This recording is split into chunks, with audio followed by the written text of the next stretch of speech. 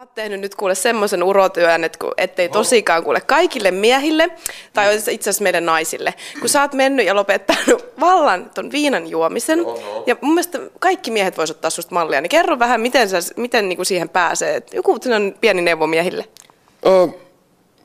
Ottaa häppää vähän lisää. Se on mun mielestä hyvä tapa. Ottaa häppää niin paljon, että ei pysty tekemään duunia, menettää kaikki ihmissuhteensa, ulostaa ja oksentaa verta. Ja samalla kuitenkin säästää sinne niin kuin sivutilille fyrkkaa tarpeeksi, voi mennä hoitokeskukseen, sitten menee sinne ja sitten muuttaa niin kuin elämäntapansa. Mun mielestä se on hyvä. Se on hyvä nähdä pohja, niin sitten on vertailukohtaa. Joo. Nolla linja rattijuopoille. Linnaan saman tien autoalta pois ja kortti pois loppuelämäksi.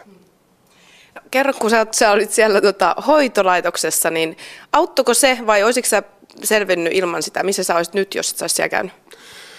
No, ei ole doppelgängeri, ei voi tietää, ei ole kahta viltsua, jotka olisi elänyt elämäntä toiselta, vaan mä voisin sanoa, että ei varmaan ottaisi biche. Ja voisi olla tosiaan kiva, tai voi olla, että ei olisi kiva.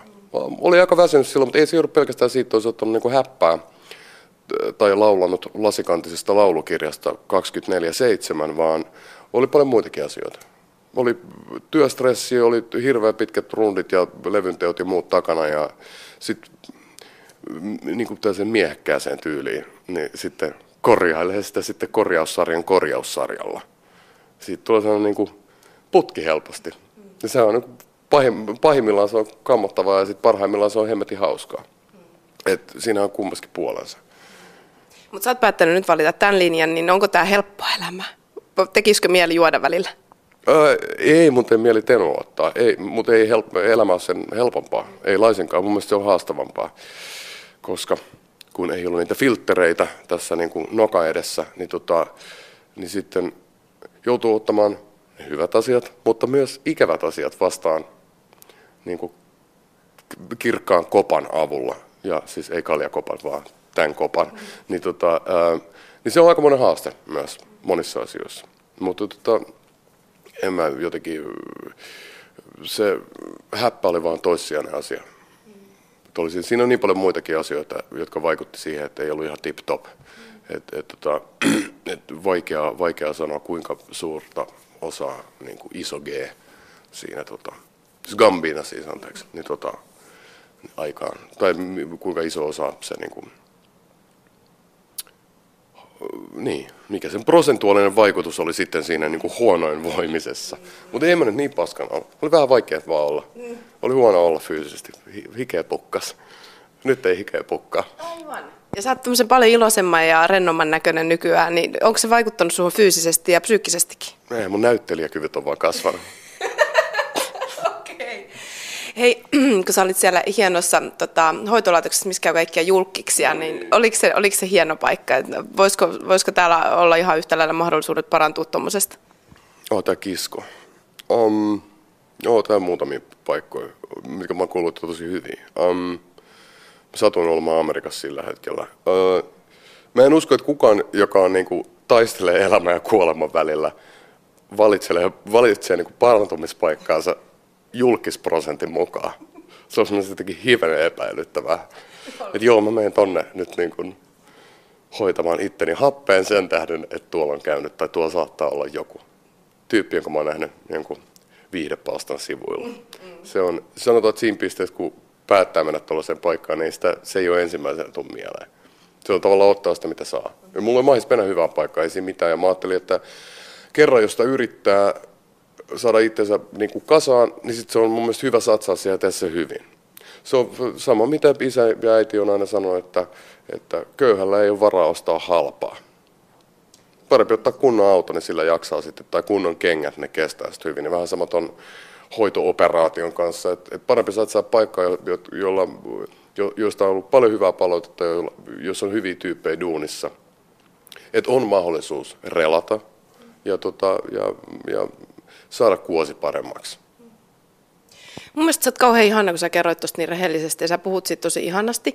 Niin kerro mulle, että miten me että miksi ihmisillä on niin hirveä kynnys mennä hoitoon? Ja miksei siitä uskalleta puhua, tai ei ainakaan mennä, varsinkaan miehet? No ei, mutta sitten suomalaiset äijät osaa ottaa tenua aika hyvin. Siis silleen, että toi perjantai-pulloakseli. Se on vaan, kun rockerilla on joka päivä on perjantai, aika usein. Niin se on vähän erilainen juttu. Se on vaan, ehkä mä oon aika heikko siinä. En mä tiedä, kuinka paljon ongelmia on. Sanotaan mun mielestä ennen kuin kielletään tupakka tästä valtiosta kokonaan, niin kannattaisi varmaan kieltää viina, koska mä oletan, että niin kuin suurin osa onnettomuuksista, rikoksista ja muista tapahtuu nimenomaan alkoholin. Et kieltolaki vaan voimaa sitten saman tien. Mutta sitten on niin paljon ihmisiä, jotka osaa ottaa häppää ja hyvin.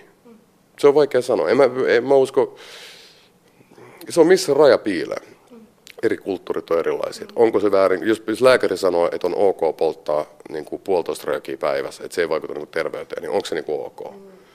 Ja miksi sitten kiellettäisiin täältä kokonaan, jos se on ok polttaa 1,5 röökiä? Voidaan tässä 1,5 röökiä askeja, jota annetaan niin kuin sellaiselle kortille kerran päivässä halukkaille. Mutta sama vähän se bissenkaan. Että onko se ok, jos on hirveän raskas duuniviikko, niin onko se ok vetää niin friendin kanssa juurit ja istua saunanlauteella ja vähän niin kuin painia tuolla lumessa. Mun mielestä se on erittäin fine. Se kuuluu jokaisen ihmisen ihmisoikeuksiin käyttäytyy kuin pässi. Mun mielestä se on ihanaa. Niin pitääkin. Ja mä oon pässitellyt jo niin paljon, että nyt on pakko pitää vähän breikkiä siitä pässittelystä. Pitää eikä ruotia niitä pässittelyn jälkeen jättämiä arpia ennen kuin alkaa sitten taas heittää täyttä sikaa tuolla jossain. Hei, kysyn vielä sitä, kun just puhuttiin tuossa äsken, että musiikki on terapiaa sulle, ja se on varmaan ehkä tullut niinku sit isompana osana sulle niinku tässä, että sen kautta pystyy käsittelemään asioita, eikä aina esimerkiksi niinku alkoholin. Ja sulta on tullut nyt uusi levy, niin kerros nyt, että onko musiikki vai mikä muu vaikuttanut siihen, että millä sä pystyt edesauttamaan sitä, että sulla on hyvä olla? Niin kuin kaikille miehille vinkiksi. Aha. Ruokailutavat kuntoon, suosittelen kasvissyömistä, se tekee kropalle hyvää. Rehellisyys, ystävät, se, että uskaltaa avautua, kun on sen aika, eikä pelkää luottaa ihmisiin, koska mieluummin ottaa turpaansa kuin se, ettei saa läheisyyttä koskaan. Toi oli niin hienosti sanottu, että tähän on hyvä päättää. Kiitos, sä oot hyvä näyttelijä. Voi kiitos.